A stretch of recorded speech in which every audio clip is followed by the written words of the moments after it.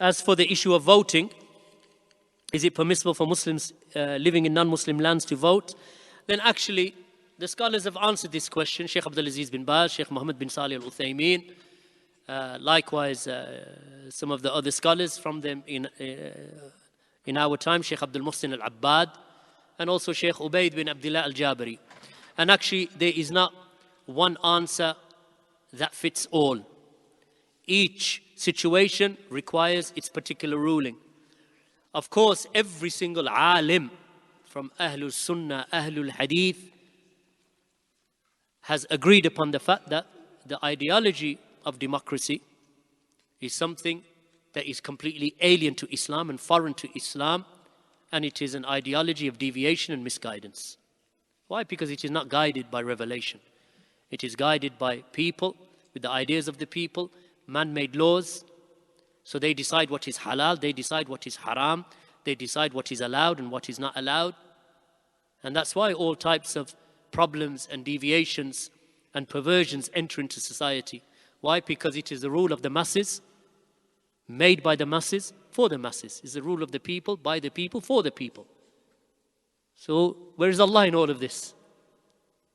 Because it is godless. There is no sense of, any divine law or sharia that intervenes. So they can decide whatever they want as long as the people support it in their masses through either supporting a party in its manifesto that wrote it in. Like for example, that we're going to allow a certain type of marriage between certain types of people, whether it be, tomorrow they say, well, we hold that it is okay for a mother to marry her own son, for example, wal-i'yadu billah, because we don't see any moral objection to that, then it becomes law. It will become law because that's how it works. I'm not saying they will make it law tomorrow or the day after or years to come, but that is a viable position because worse things than that have been made legal. Right? Or at least things of equivalence have been made lawful because of people introducing that into their manifestos and then it is voted in. But here the issue of voting that the scholars speak about is not related to acquiescence to democracy or accepting democracy. No, they say it is to prevent a greater evil.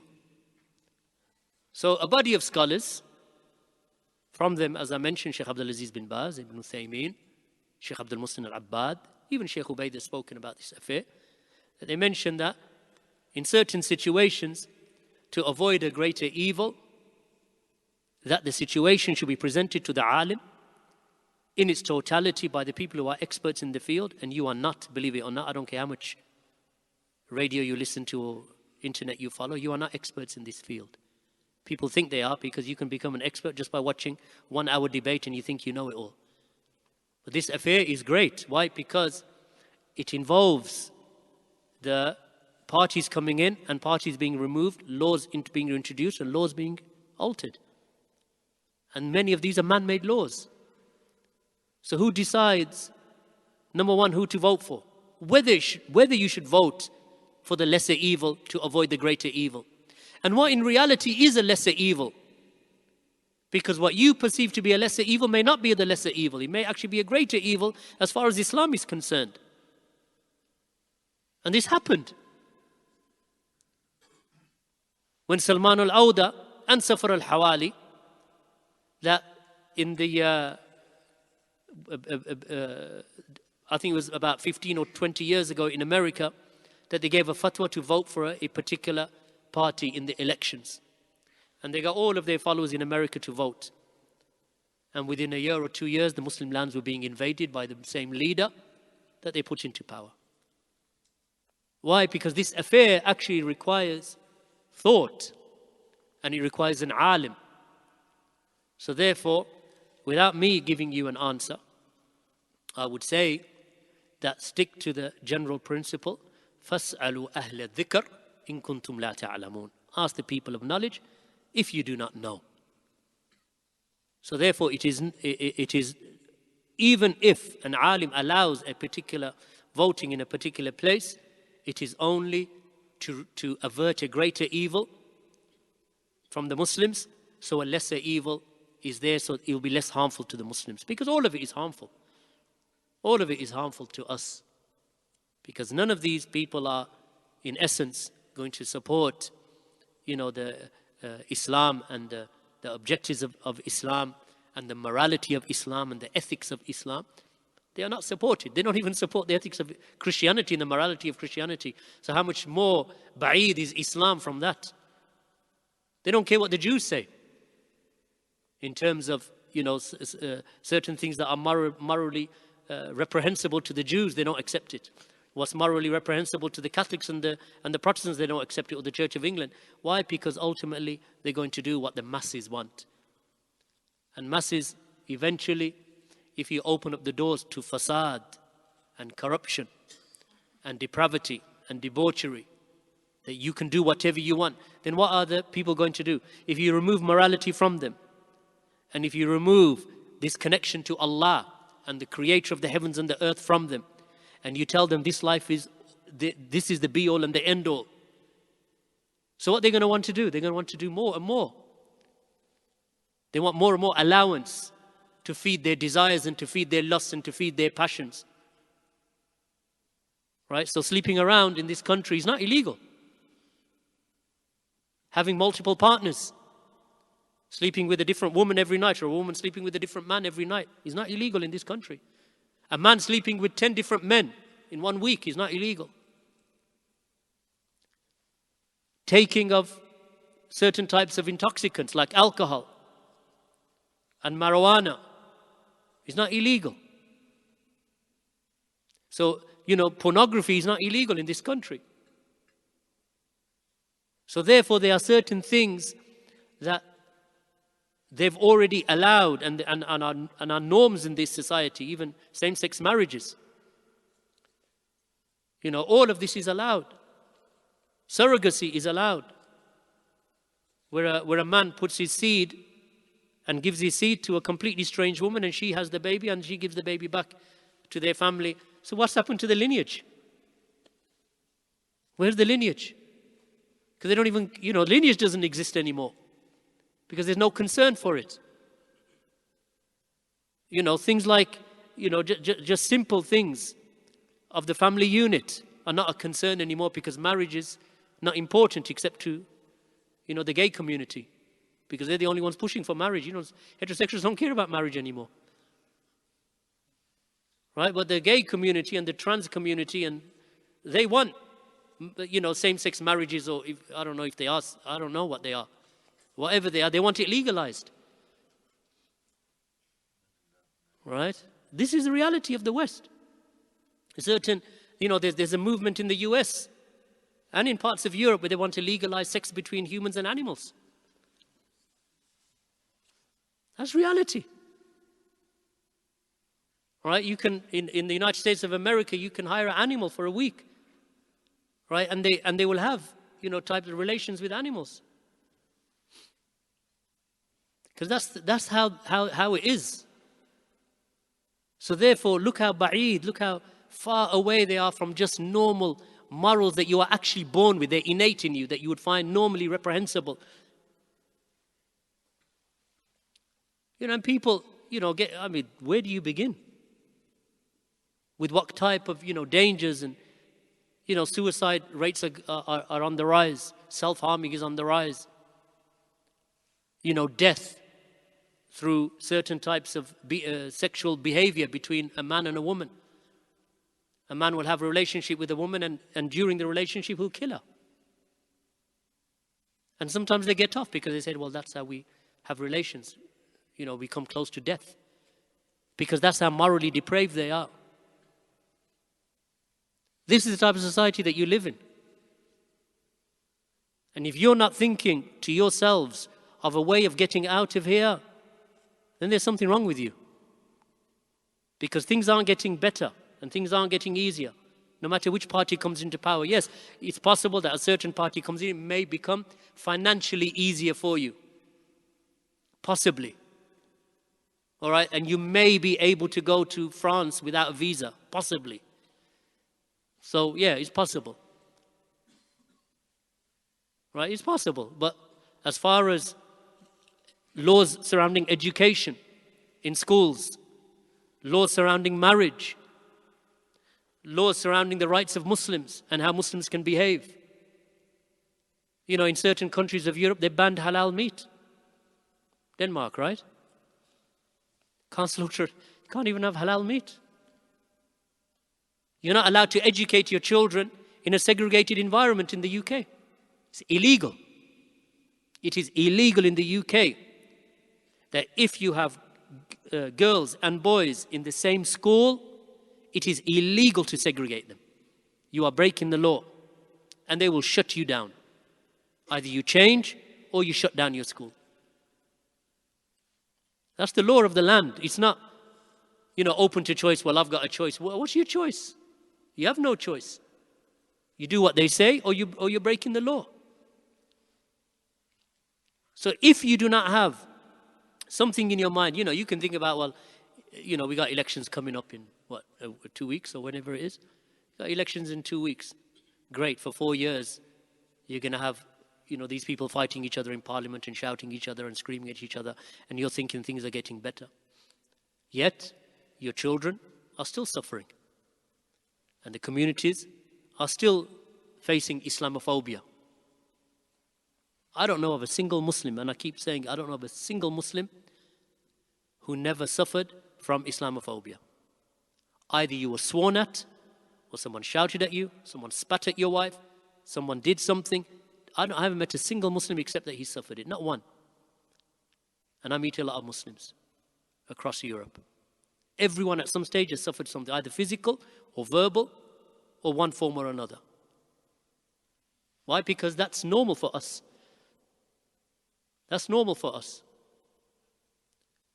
So if you're not thinking about getting out and going to a more Islamic environment where actually people aren't going to swear at you, they actually might look at you and say, "Assalamu alaikum, brother. You, mashallah, you come from Britain to our land, welcome." That's what you find in a lot of Muslim countries. Yes, you might lose some money. It's possible. Right? That 40 or 50,000 pound job that you had comes down to 12,000. You know, so what? Your lineage is preserved, your culture is preserved, your religion is preserved. And actually, in my experience, people with the right head on their shoulders, when they leave, they actually become richer. Because Allah finds them a sustenance and a way out that they could never have imagined. Allah opens the doors. Yeah, the rizq is from Allah. And what is written for you will come to you. Problem is we're afraid. You think, okay, if I go there, what am I going to do when I get to the airport? Right? But obviously, you don't do that in your normal life. You don't say, I need a job in London, I'll just catch a train and see what happens when I come onto the platform. Is that how you look for a job in London? What do? You prepare, you look around, you look in newspapers, you look for jobs that are available, you look online, you look for, you know, what's the rental income, or what's the rent to be paid for an apartment in London or in Manchester, or wherever you're looking for a job. That's how you do anyway. If you're looking for a job, or if you're looking for somewhere to move, even if you're looking to buy a house, what do? I think I'll just walk in and give them my deposit, knock on the door. You don't do that anyway in normal life. So why would you imagine that you're just going to jump on a flight, end up at the airport and think, what am I going to do now? You don't do that in your normal life, so why would you do that if you're trying to get out of here? You would plan, and you would find contacts, and you would find people, and you would find companies. You would find like-minded people, and you would work with them, and you would network. Just like what you did when some of you moved to Birmingham. Most of you sitting here today, I don't think, or many of you sitting here today, I don't think that you were born in Birmingham. You're born elsewhere, but you found your way here. How did you do it? It's possible that some of you just took a train and you ended up at New Street and phoned the Maktaba, and they told you, get a taxi, do what you want. You know, it's possible, because I know that some people did do that, and they just went to one of these letting agencies and somehow they ended up in an apartment. But majority of you didn't do that. You thought about it, and you know, one of the brothers, he said, wallahi, in 2001, after 9/11, he said, I didn't know where to go. I had a job in Europe, and I didn't know where to go. And everywhere I was turning, I was facing racism. And I thought to myself, I need something for my children, my family. I said, what do you do? He said, I phoned up Sheikh Ubaid. I said, Sheikh, I don't know what to do. The Sheikh said, where are you? He said, I'm in such and such a land in Europe. The Sheikh said to him, go to Birmingham. Once you're settled in Birmingham and you built yourself, established yourself, then look for a country to go to, meaning from the lands of Islam. So he said, after that I planned. I sold slowly what I did. I found out what to do, how to move to Birmingham, accommodation. I visited for a weekend. I went back, spoke to my wife. Then I took my wife, then I showed them. Then I took the kids and I showed them. And I thought to myself, I'm staying in Birmingham up until Allah makes it easy for me to leave. So he stayed in Birmingham. He had a huge, he said that his job in Europe, that he was one of the highest paid in his field. He said, I moved to Birmingham, and he said, I moved down to minimum wage.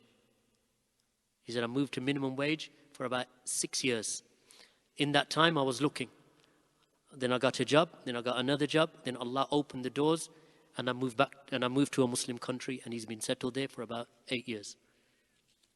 Why? Because, people think and they plan ahead. There's no future here. Allahu A'lam. But in our lifetimes, and Allah knows best, unless something drastic happens and, the Queen decides to take Shahada tomorrow. And it is possible. You hear rumors about Diana, don't you? You never know, Allahu A'lam.